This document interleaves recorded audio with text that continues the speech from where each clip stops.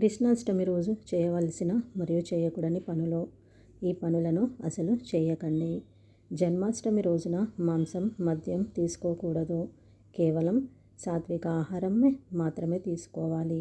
ఈ పర్వదినాన ఎటువంటి జంతువులకు హాని చేయకూడదు. భాగస్వామితో బంధాలకు దూరంగా ఉండాలి. ఈరోజు ఎవరిపైన కోపం ప్రదర్శించకూడదు. ఎవరిని కూడా అగౌరవపరచకూడదు. శ్రీకృష్ణ జన్మాష్టమి రోజున పొరపాటున కూడా తులసి ఆకులను తెంపకూడదని గుర్తుంచుకోండి. ఎందుకంటే విష్ణువుకు అత్యంత ప్రియమైనది తులసి మొక్క. అలాగే జన్మాష్టమి రోజున చెట్లను నరకడం వంటివి అసలు చేయకూడదు.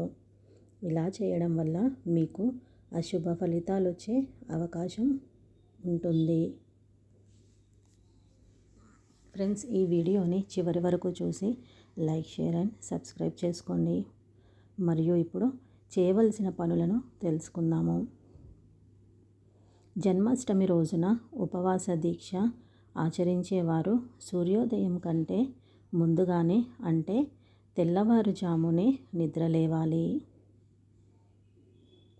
స్నానం చేసిన తర్వాత పూజ గదిని శుభ్రం చేయాలి. కన్నయ్య శ్రీకృష్ణుని ఫోటో లేదా విగ్రహం ముందు నేతి దీపంను వెలిగించాలి.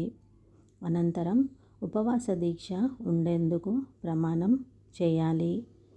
ఈ పవిత్రమైన రోజంతా వేణుమాధవుని స్మరించుకుంటూ ఉండాలి. ఇలా చేయడం వల్ల కన్నయ్య ఆశీస్సులు మీకు, మీ కుటుంబ సభ్యులకి తప్పకుండా లభిస్తాయని పండితులు చెబుతున్నారు.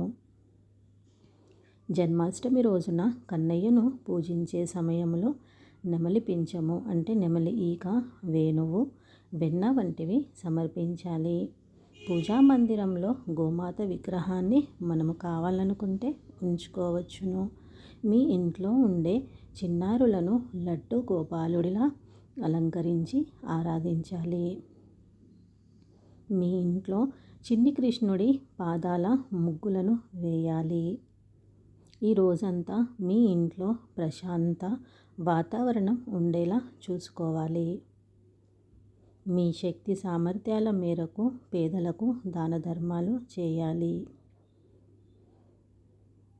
ఫ్రెండ్స్, ఈ వీడియో కనుక మీకు నచ్చినట్లయితే లైక్, షేర్, సబ్స్క్రైబ్ చేసుకోండి. మన ఛానల్ని కొత్తగా చూస్తున్నట్లయితే మరిన్ని మంచి వీడియోల కోసం ఛానల్ని సబ్స్క్రైబ్ చేసుకోండి. మరొక మంచి వీడియోతో మళ్ళీ కలుద్దాము. అందరికీ కృష్ణాష్టమి శుభాకాంక్షలు. జై శ్రీకృష్ణ.